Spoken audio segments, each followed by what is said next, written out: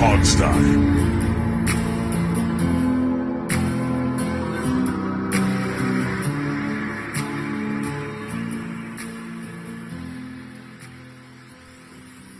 Hey everybody, welcome to the Hogstye. It is your host, Alex here. This is our short post-Super Bowl show. It's just Steve and I, because Jamal, he went on a nice vacation into the tropics. He's sitting on a beach somewhere drinking a dirty banana, or I don't know what he's he's drinking a nice glass of water with ice. Yes, sure. That's what I would be doing. That's what you do when you go to the Caribbean. Is you drink glasses I of would water. overload on Sprite. Yeah. I don't just drink bottled water. That's my advice. If you're down there, don't drink the tap water. No, that's never good. Yeah. It's okay if you know if it's like coming from like a cistern or something, but that's about I think we taught Jamal something though this morning. He was texting us wondering how to log in NFL Game Pass, and we realized that he was into the international realm of NFL Game Pass. Right. Yeah. You can't get Game Pass internationally off your. That's such a weird, stupid thing that they do. It's ridiculous. They've ruined Game Pass anyway. Yeah. The all 22 like so many other things the NFL's done, they've ruined it. NFL's ruined a lot of things. They really have. Well, why don't we start talking about the one thing they didn't ruin? That was the Super Bowl. Although the refs tried. The refs did try in the end. It was. We'll get to that point. That's a topic that we have to hit here. But let's start with, obviously, the Rams won. You and I were very close. We both predicted a 3-point win. Yeah, we hit that exactly. I was one touchdown off. I said 30-27, and it was 23-20. I said 33-30. Yeah, we were a little bit. But the point is, the game went, and we both said it was going to come down to the last couple minutes, last possession, and that's what happened. So I count that as a win. Yeah, no, it's safe to say that, people who bet probably were betting on the Rams. So, I think a lot of people... Yeah, I mean, following my prediction, I would have done... The line was 4, so I would have picked Bengals and taken the points. And I would have come out ahead had I been a better. Sure. And I guess I would have done the same thing. I don't know about the total points, but over-under, I don't remember what that was. I didn't pay attention to that. Yeah, but overall, see, a lot of people were complaining about this game, Steve, because I guess it wasn't high scoring by modern NFL standards. I thought it was a pretty good game overall. You had some intrigue of how was Matt Stafford going to get offense once they lost Odell, Well, it's like defense is a thing that happens. Right. And it's kind of boring when you see 63-56. It's kind of like a baseball game that's 15-12. Right. Casual fans can't understand how good it is to actually see tactics and defense and, hey, what are we going to do to scheme open Cooper Kupp? They got to figure something out. Well, yeah, I'm not talking about incompetence. I'd be good. Excuse bless me. you. Sorry about that, folks. I don't have a mute button. Steve was doing the whole hold his finger in his nose thing. He was doing trying. Everything he could. It works, man. It works. I'm telling you. It does. But no, it's not. We're not talking about Washington's defense. We're talking about championship level defenses. And the Bengals certainly don't have great defense, but they've been playing out of their minds at the right time. They have at least an average defense. Yeah, average, but I mean they've been playing out of their minds for the entirety of the playoffs. And I wasn't really so much rooting for Joe Burrow because that kind of swagger just annoys me more than it does entertain me. Sure. So I was happy the Rams won, but like you said, I mean, it was more, to me, it was an interesting game. It doesn't have to be high scoring to be a good game. It had its moments of intrigue and excitement. It came down to the end. I mean, I don't know what you guys are complaining about. I'll give you a perfect example, and every Redskin fan will know exactly the game I'm talking about. Washington versus Dallas. I believe it was a Monday night game. The Santana Moss game? The Santana Moss Monday Night Miracle game. What was that score? 14-10? Something like that, yeah. 14-13? Yeah. That one of the best games you'll ever see as a fan. Absolutely. Because it all came down to two big plays in the final minutes. So like, don't complain about low scoring games. Low scoring games are fun. You just got to know what to watch for. And by the way, the ratings of this game were just astronomical. One of Yeah. the top 10 Super Bowls ever. It wasn't the very top, but they're still trying to figure out all the streaming numbers and all of that, Right. and I heard some of the Fox Sports Radio guys talking about what were the ratings at halftime, and they're still trying to figure that out and everything. But the bottom line is, I mean, it was watched like a huge, one of the bigger Super Bowls, put it that way. Yeah. I mean, I know it did over 100 million just on TV, which they haven't had happen in years now because people are going to streaming. And streaming, it's probably what, 15% of your viewership. It's still fairly small. I don't know about most. the number, but it's small. It's not as big as people think. Right. But it's gonna keep getting bigger. We have to accept that's the way the world's going. It's like Peacock for NBC is a loss leader. They're getting hammered on Peacock right now, but they're trying to build it. So what do? You dump the Super Bowl on it, and then you advertise the reboot of The Fresh Prince of Bel-Air, which was a massive show 25 years ago. Yeah, and that reboot looks awful. You know what? No one ever wanted. I actually watched it. I watched it. Oh, you watched the reboot? I did. It was. If you want a quick review, it was something was just. Let me just start by saying, you know what? No one ever needed was a gritty reboot of a soft family sitcom from the 90s. If you guys don't know where this came from, so some random films, like a random, I was about to say producer, but I don't think he even qualifies for that. Just a YouTuber made a trailer for a show that doesn't exist like 3 years ago for this gritty reboot of Fresh Prince of Bel-Air, and Will Smith saw it and loved it and got a hold of the guy, and those two guys, by which I mean 99% Will Smith and 1% the other guy, turned it into this show. Okay. And so now it's this show, and it was a bit weird and kind of off. Something about it's just strange, because there's all these references to this other show, but which is a comedy, and this is not in any way a comedy at all.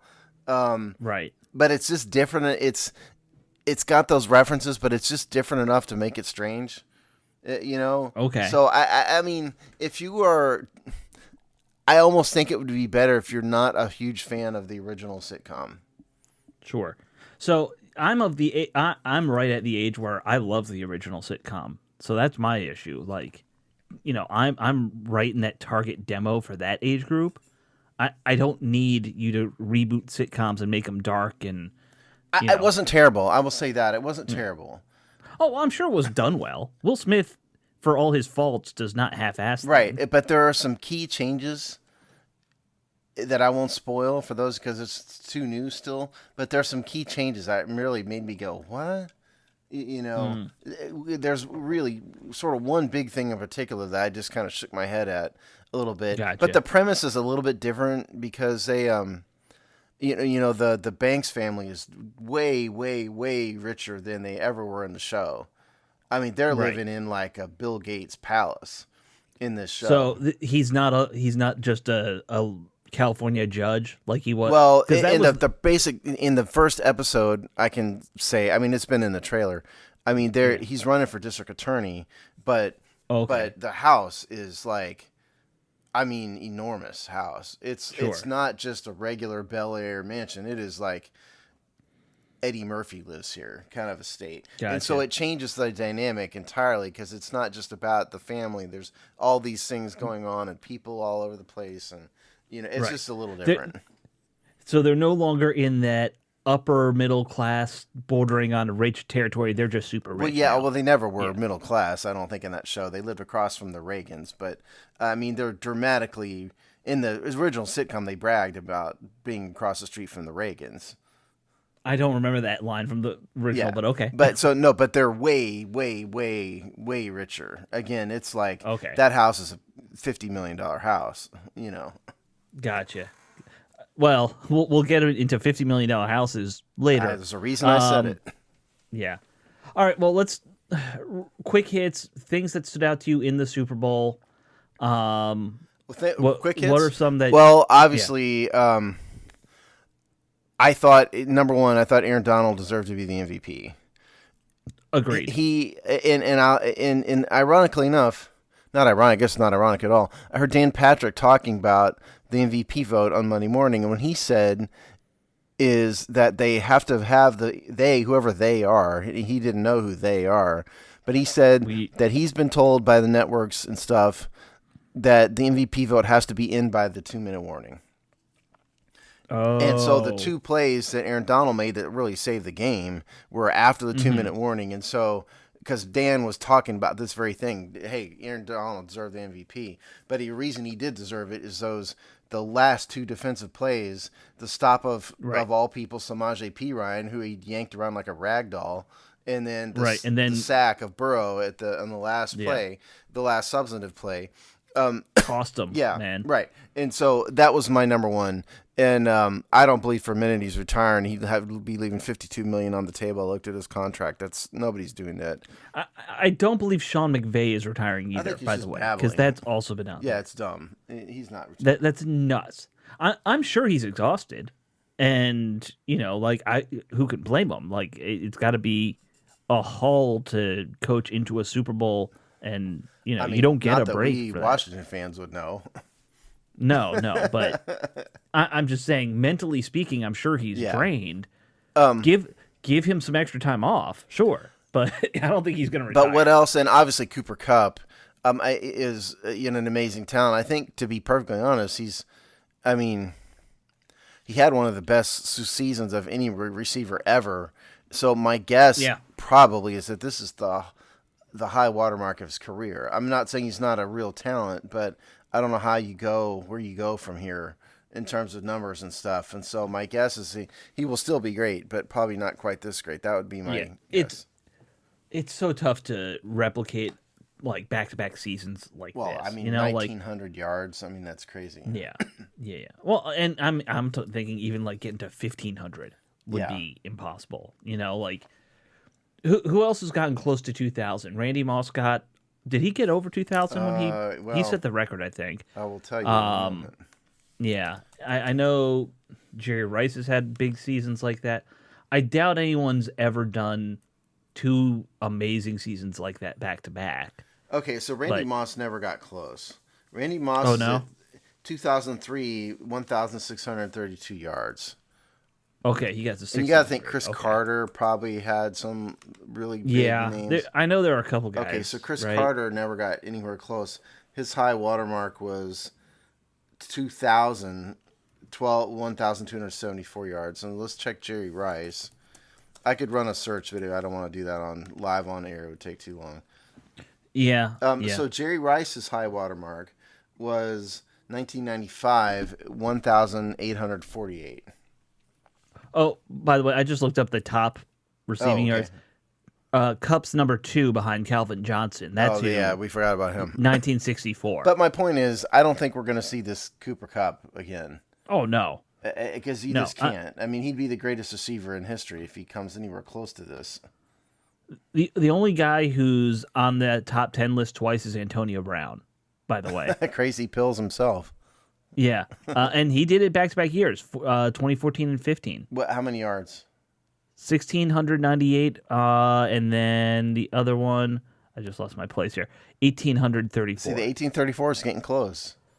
Because Kupp was up over 1,900, so that's getting close. Anything over 1,500 to me is outstanding. Oh, of course it is. Absolutely. Only a handful of guys have ever gotten over 1,500.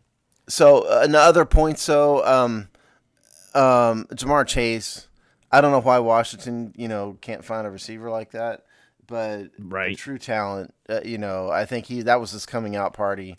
And I gotta I don't really like Joe Burrowness necessarily, but you gotta give the guy credit. Joe Burrow's Joe Burrowness is the same as Cam Newton's Cam Newtonness, if you really break it down. A little bit, yeah, kind of, yeah.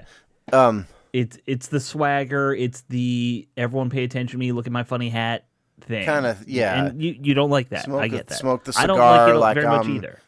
some kind of tough guy. I just don't like all that. But I mean, Right. listen, I mean, the guy came through in a big way. He's a guy that every team would love to have a quarterback that Oh can yeah, play no with that question. kind of ice water in his veins when that's the kind of stuff you saw out of Joe Montana, Yeah. Peyton Manning, those type of guys.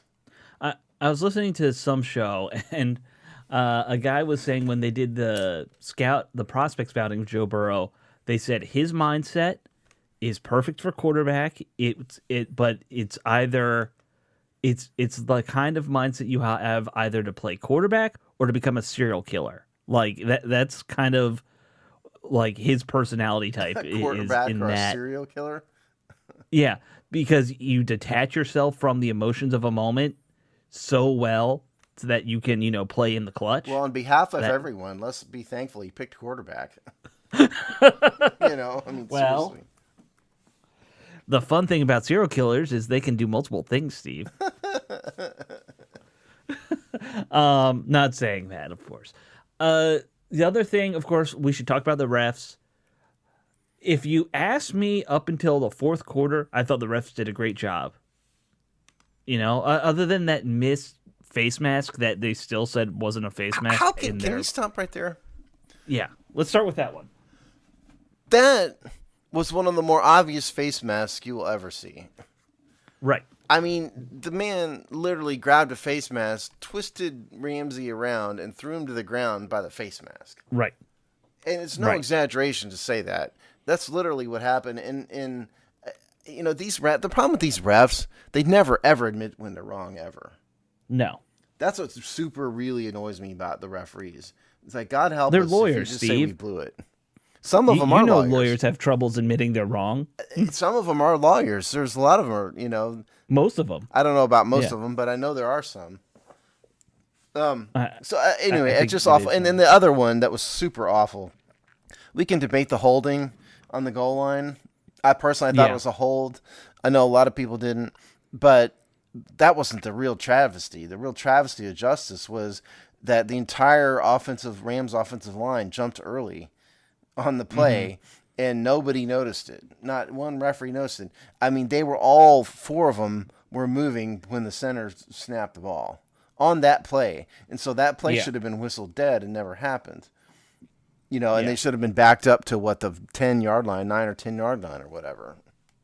I do wonder if, and obviously they're saying, "Oh no, that wasn't a hold or a face mask," but I wonder if all that stuff that happened on that final drive, that I'm wondering if they were doing a make good type deal at one point. I mean, who Like knows? it, I it mean, kind of almost felt that's like a that heck to of a me. time to do a make good, though. I know, Because that other but play wasn't that the first play of the game?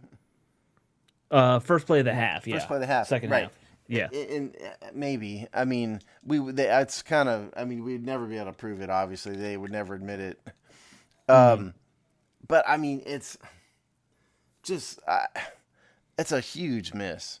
That's a massive yeah, make. I mean, that's just not fair. I mean, first of all, this is also, by the way, it's always been my argument for instant replay. yeah, In my view, everything on the field ought to be reviewable.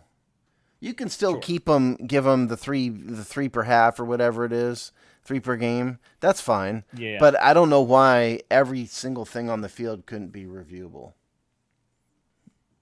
I mean, just about everything should. I could see. Because that would be an obvious one. Hey, you guys obviously missed this. Both of I you. mean, I could see an argument made for certain things like holding, like missed holding calls you can't review just because the old saying about how I'm saying holding really everything, have so and much. then maybe the answer is just it's inconclusive. Yeah. The thing I always I think they also need to would love to get rid see. of holding anyway. I think it's a dumb penalty. You think they should get rid of holding? Yes, or at That's least a wild dramatically one. change it because I mean, what even is a hold? Yeah. In the interior offensive line, interior Yeah. line. I mean, I come on. mean, I understand what you're saying. May- It's very Maybe difficult not to get rid really of it, make that but I judgment. think they need to redefine it as to something much more specific. Say it like that. Yeah. You know what I would say that it should be redefined to? If you kind of like with the whole an illegal hit on like a special teams play, if you see the back of the jersey and you hit them in the back of the jersey, that's when it's a hold. Something along You those know? lines, at least. Yeah. Yeah. The the other thing, if we're talking about penalties, the stupidest penalty I think we'll ever see in a Super Bowl, a player who's not dressed running onto the field to celebrate with his teammates and getting a 15-yard penalty. At first, I didn't even know who it was because it's some dude in a hoodie just running. I'm like, did the towel boy just get a 15-yard penalty? Like, what happened here? Thou shalt not have fun. You will not celebrate. Yeah, but at the same time, you gotta know that you weren't supposed to do that. Like, you're not dressed for the game. You're on the sideline. Yeah, well, the man was excited. What can you say? I know, but that was one of the funniest. We will never see that happen. It's almost again. as funny as Dwayne Haskins missing the last play of the game because he was celebrating with the crowd. It's got that level to it. Anything else you want to hit on with the Super Bowl? The halftime show sucked and was terrible. I don't think it sucked. I think it was produced very well. I like that era of rap. So I don't like I rap can at dig all, that. and so it's not my thing. I'm just sick and tired of having a bunch of pop and hip hop acts every single year. I'm sick and tired of it. That's been their MO for 30 years now. No, The Who was the last rock act in 2010. And if you want to find, I'm not a huge country fan, but what happened? Bring country band on. Country's massively popular in this country. The last one was like in the 90s with like Tammy Wynette, So I went back and looked. Couldn't you go get like Keith Urban or somebody or Carrie Underwood or somebody? I mean, what's wrong with that? Why do we have to have a string of hip hop and pop acts? It's boring. Well, because they're trying to go for people younger than you. That's part of it. Look who listens to modern country. No one knows who listens to modern country. No, they do know who listens. It's just not, it's a different demo, but it's still young people. Is it? Yes. I honestly have no idea. Think about some of these pop country, singers that are out there now. They've got young people listen to them. They're just, not in the inner cities. They're out in the, they're out in the suburbs. Well, I don't even know who a pop country artist is anymore. Well, Carrie Underwood, almost all of them are pop country artists. Carrie Underwood, pop country, things like that. And again, it's not really my thing, and I wouldn't be one to buy a ticket for something like a show like that. But I'm saying the NFL desperately needs some variety. We can't just have a string of pop and hip hop rappers, So I was going back and looking at some of the NFL halftime show up until the 90s really was kind of lame, by the way. I was looking it up. Do you want to know when they started getting modern? Well, it was the Michael Jackson know who the band was the first one. That was... No, it was before that. They went with not In Sync. One of those boy bands like before Michael New Kids Jackson. on the Block. Yep, 1990 or something like that was New Kids on the Block or some crap like that.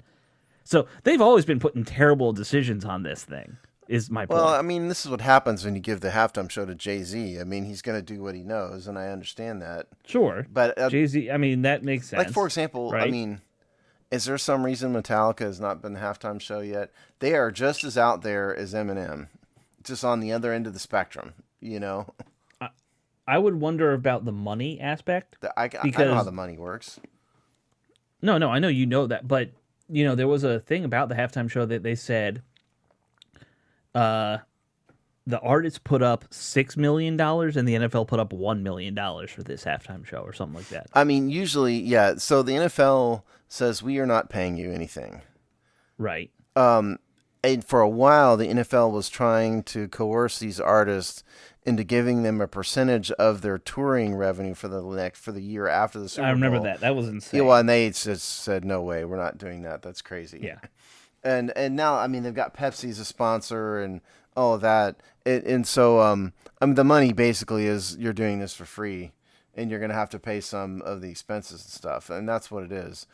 Right. But it's massive exposure. But my point here is, and again, I don't. If you listen to rap, great. I mean, I'm not here to bash it. I'm just saying it's year after year after year. It's the same garbage. And they had a bunch of 50-year-olds up there, Eminem, Yeah, I mean, technically, Dr. Dre's all like those guys are in their 55. 50s. Snoop Dogg's about that age.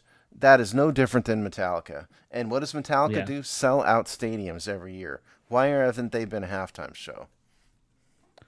Uh, Because they sound wasn't there mean, a whole but thing about them trying to get it and they didn't get it? I don't well, Metallica's remember from San that. Francisco, and if they were going to do it, it would have been the year that the Super Bowl was in San Francisco. Oh, okay. That was what you're talking about. But I'm just sick and tired of not having any variety in the halftime show at all. And no, I Well, didn't watch it. I watched like 30 seconds of it and turned it off at least this time the sound was mixed properly. because they always screw which that up normally. they've screwed that up the last 4 years in a row. This time it sounded great, even though it's still lip synced. How do you screw up the sound when it's lip synced? And they've done it. Well, for and that may be why somebody like Metallica hasn't done it. Maybe they're refusing to lip sync. I don't know. It could be. It could be that. Well, all right. I just want to take that Nothing opportunity else to say it was a terrible halftime show. Do better. that you didn't and watch. Do better, NFL. What? I watched 30 seconds of it. I knew it was terrible. All right. Well, you missed the best part, which of course was Eminem. So, I'm an Eminem fan. I didn't miss anything. well, His only good songs I have think you been did. when he's ripping off samples from real songs.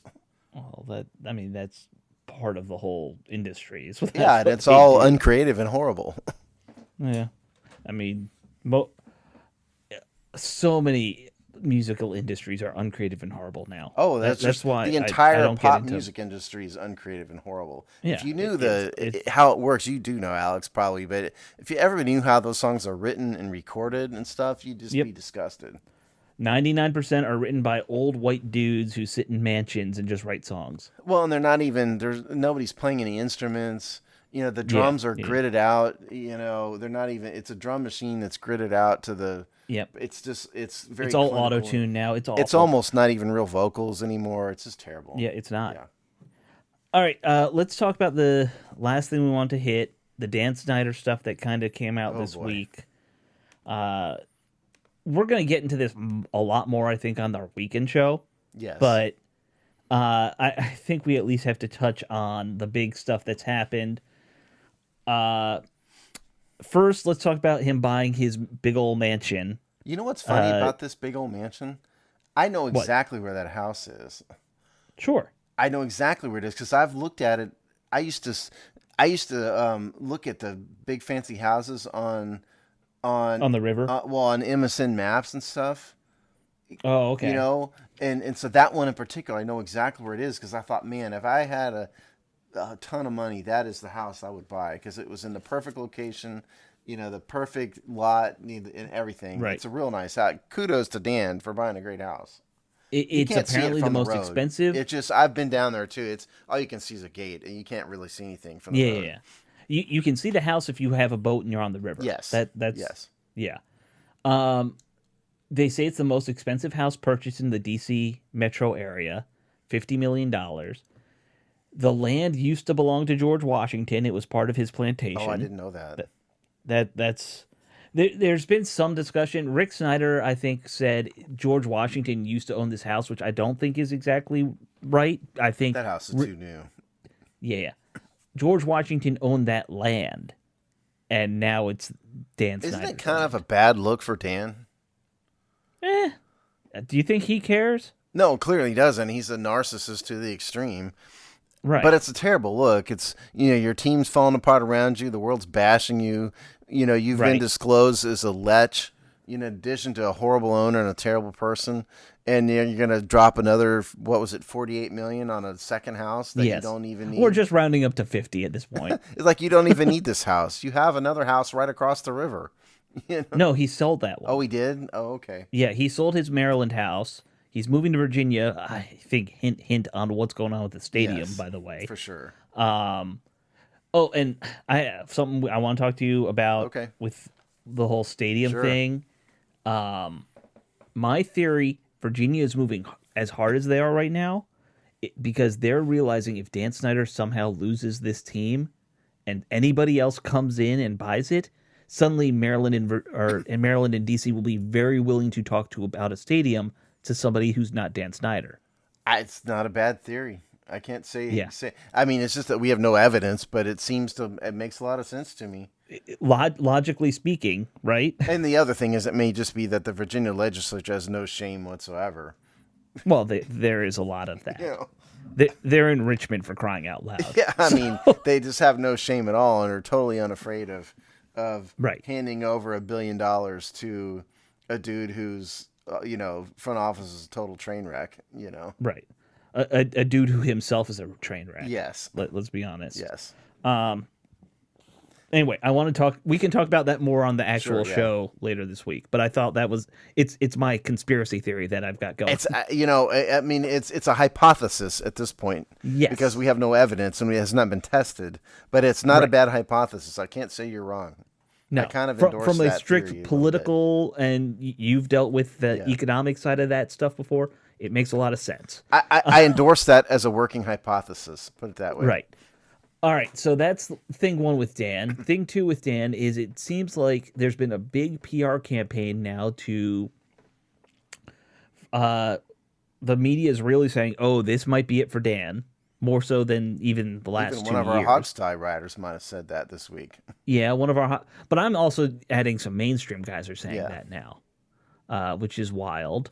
I've never written a column. What I'm talking about is my column that said Dan Snyder, the NFL needs to force Dan Snyder to go for real this time. And I wrote this Right, column. and you finally are taking that one. Yeah, I mean, I've never gone that route before. I've criticized the team a lot in writing it on the show and everything. But my point here is this. It's over. Okay? Yeah. We know now who this guy is. I don't listen. I mean, those women at the congressional hearing, maybe they're lying, maybe they're not. Who knows? But it's over for this guy. I mean, he's not contributing anything to the NFL. There's a whole fan campaign to try to convince the sponsors to drop the team. Yeah, I think it's called boycottdansnyder.com Yeah, or dansnyderboycott.com. It's not entirely impossible that some certain Hawks type person is probably going to sign up for that as well. Yeah, it's not entirely impossible that some certain Hogside person hasn't already retweeted it a few times. There you go. Okay, there you go. You know, So we're just digging ourselves a grave with this team. yeah, At this we point. don't care. But I think what I said, a lot of fans. But I wrote that it's really, in some respect, to speak for the fans who don't Sure. have a voice, because I know that's a lot of people feel the way I do about it, and I'm not talking about just the name. Yeah. To me, the whole name change is just a charade anyway. It's a symptom of the larger Yeah. situation too. And it's just over. You can't have an organization with all these problems and survive. You shouldn't be able to, at least. No, at least, and I know we have some people in they're ideologically in the everyone should stay out of what a corporation does mindset. You're kind of in that way too. We got to remember that football franchises are not just your normal run of the mill corporation. There is a public trust aspect to this, and that's where he's completely lost. Well, yeah, you know? I definitely think that Congress should butt out for sure. No, but I'm talking about the idea that I've seen people who are like fans should not be boycotting Dan or trying to push Dan out because it's his company and he has a right. Listen, to there's do a that. thing called the First Amendment here, Right. that says we can advocate for whatever we want as long as we're not screaming fire in a crowded theater. And so those people Right. who just don't know what they're talking about, who are saying that, we have every right to say whatever we want about this. And if fans want to push him out, try to advocate for it, do it. We're right there with you. I'm one of them. And I would even say, I would argue that the true nature of like a capitalist economy is if you don't like a corporation, you can give them hell like this. Absolutely. That's the whole point. Yeah. That's entirely the whole point. And so like this boycottdan.com thing, it's a woman who started it, and Right. and she's concerned about and is disgusted by Dan Snyder and his conduct, and so she's organized this, and she has every right to do it. Yeah. And I'm sorry, all but there's for a it. lot of sycophants out there too who are just gonna root for this team no matter what. And I mean, again, God bless you. If you want to, more power to you. But I'm just done with it. I'm totally done with being a stooge for this franchise. Sure. I get it, man. And like I want him out as much as anybody. And I don't know. I Uh, mean, if he left, would I come back? I don't know. I mean, maybe, but I mean, you'd have to kind of feel what's to come, I'd I imagine. can't get Like, behind Commanders at all. I mean, it's just not my team. But would I be as openly contemptuous of the franchise as I am now? I mean, that may change if Dan left. I don't know. I I don't think I could I ever think go that back to would being a that would fan. change quickly, like for a lot of people. But I you don't think know, I'll I, ever go back to what I was. no, I wouldn't. I'd be shocked if you did. Yeah. Uh, yeah. So that was the big story with him, man. That this boycott. And by the way, one of the team sponsors already said, Yeah, "Yeah, some we're medical done." supply company or something. It's a Med medical. It's something. not a medical supply company. It's a company that helps you get the best deal from your insurance company. Oh, okay. Like if you're, yeah, Okay. yeah, it's And that then kind of thing. and I noticed that I think it was ESPN had a story that Dallas paid off some cheerleaders. Apparently they Yeah, were. I didn't read the story, so I don't know what it I said. did. Go ahead, tell us about it then. Okay, so this is funny in a weird way. Uh, I assume this is being Dan Snyder's opening salvo in the "I'm gonna burn the Well, this is whole where I was place going with down." it. I mean, do we Yeah, even have any idea that Dan actually did this? I mean, we don't know, but it would make sense that it's that or it's the NFL trying to get out ahead of Dan. It's one of those two could be. things. Yeah. So what did the story say? So the story is, and I can't remember. I'm gonna butcher the guy's name, so I'm not even gonna bother. He was the vice president, or he was a high-ranking official in the communications department of Dallas. And in 2015, he had a $2.5 million settlement with four cheerleaders who had accused him of spying on them in the locker room Mm. and watching them, change and things like How that. do you manage He to would do just that? he's in the communications department, so he would just show up in the locker room. Oh, You know, okay. uh, if that doesn't remind you of a certain guy who used to do our broadcasts here in DC, I don't know what would. Larry Michael. Yeah, a little bit of that vibe to me. Here's the wild thing: he's been with the Jones family forever, like his whole career. He just retired.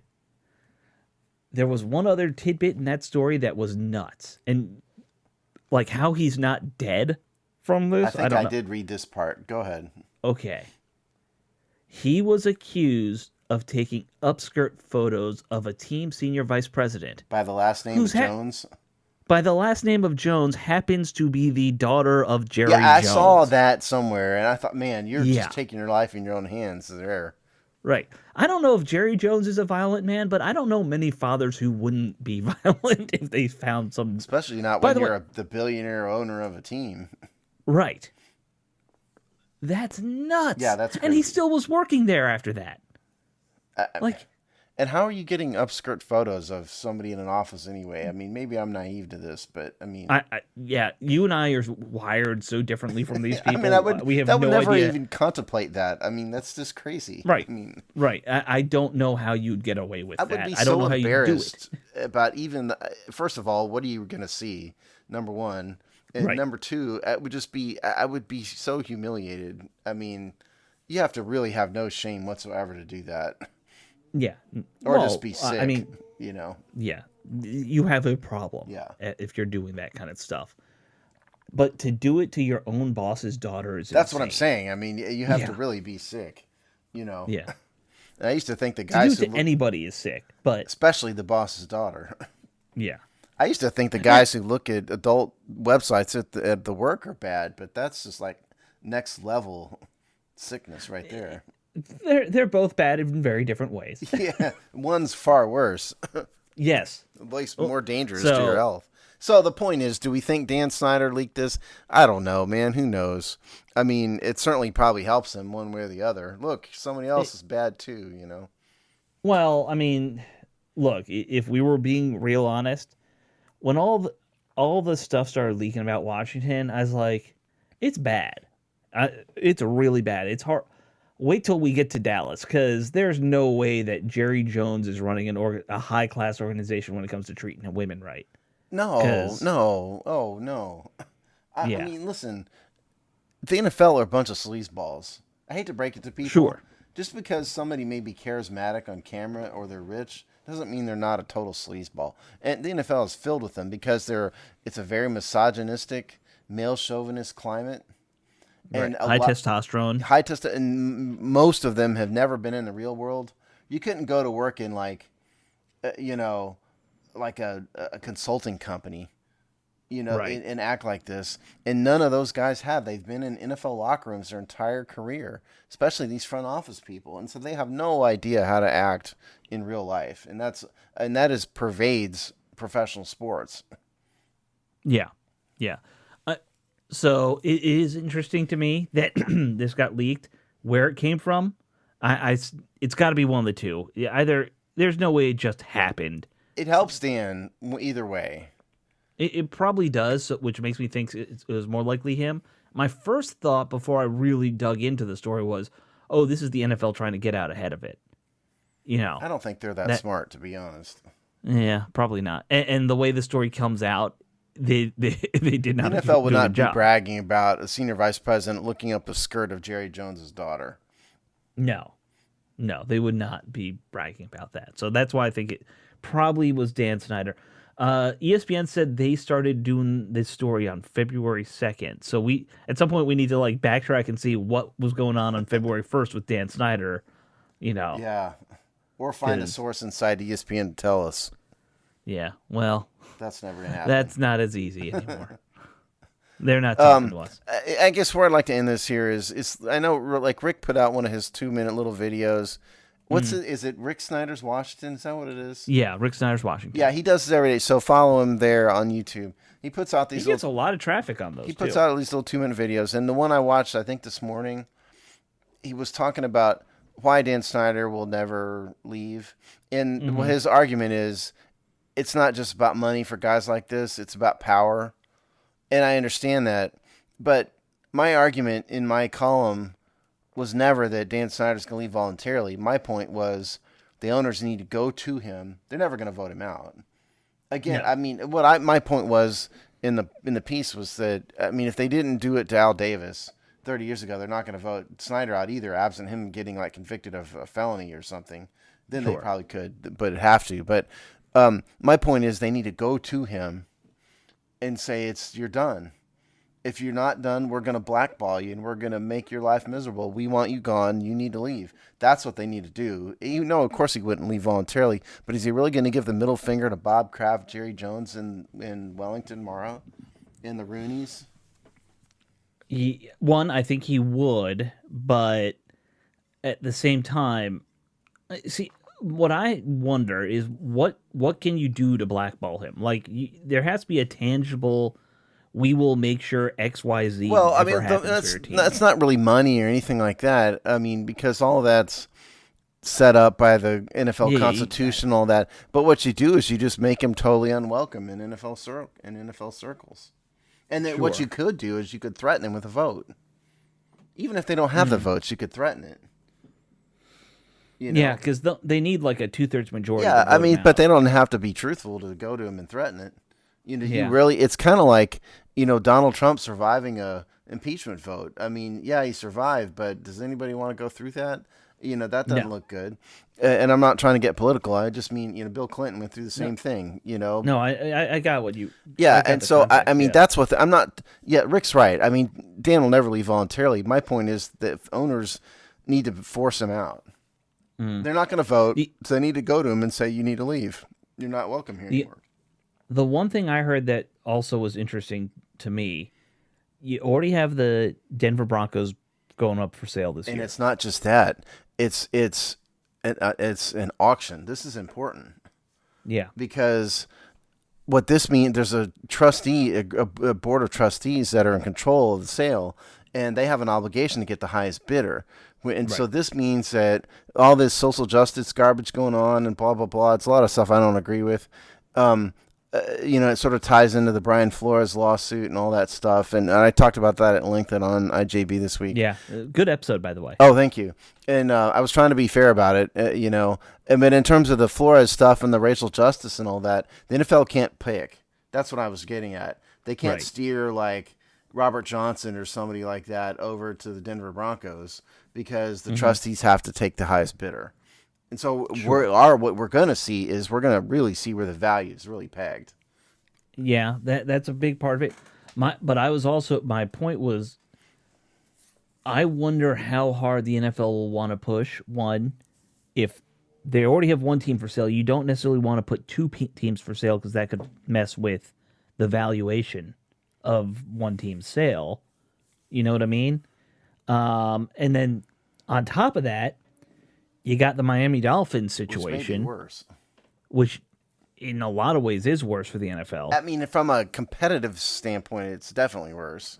Yeah. Stephen Ross hasn't done anything openly contemptuous and awful like Snyder has, but No.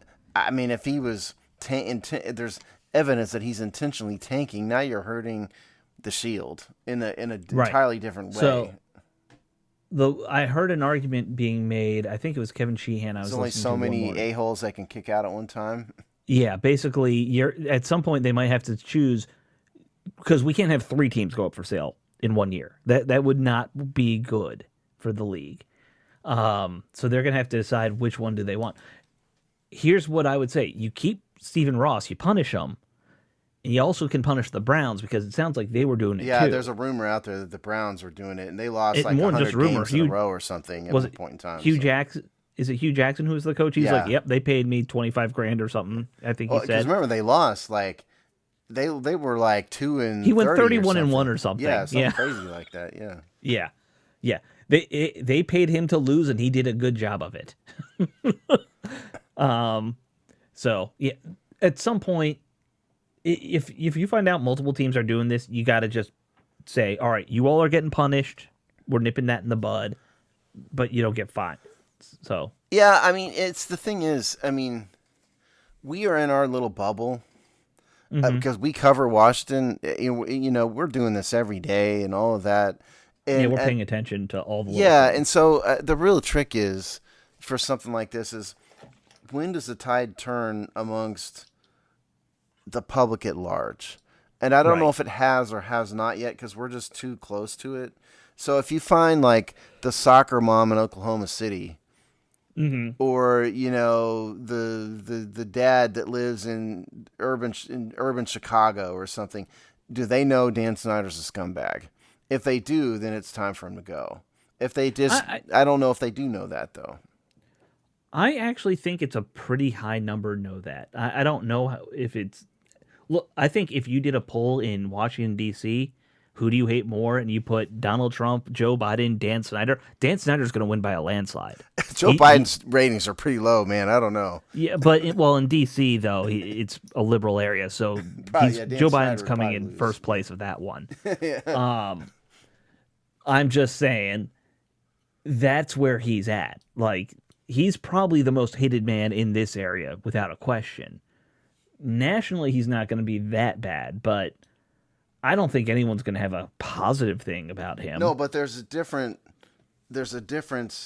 in not being positive and then the public at large saying this guy's total sleazeball. Like, are we seeing this what are your negatives? Right. Are we seeing this on The View? You know, which is a bunch of cackling harpies, but stuff like that, people like that, are they saying that? Is like the newspaper in St. Louis writing this, you know? So I will say, and this is just I love watching. You remember the old show Mystery Science Theater 3000? Yeah. Those guys are still doing like not the same show, but similar show. They make jokes about Dan Snyder every once in a while, just like cheap shots at him being a terrible person. Yeah.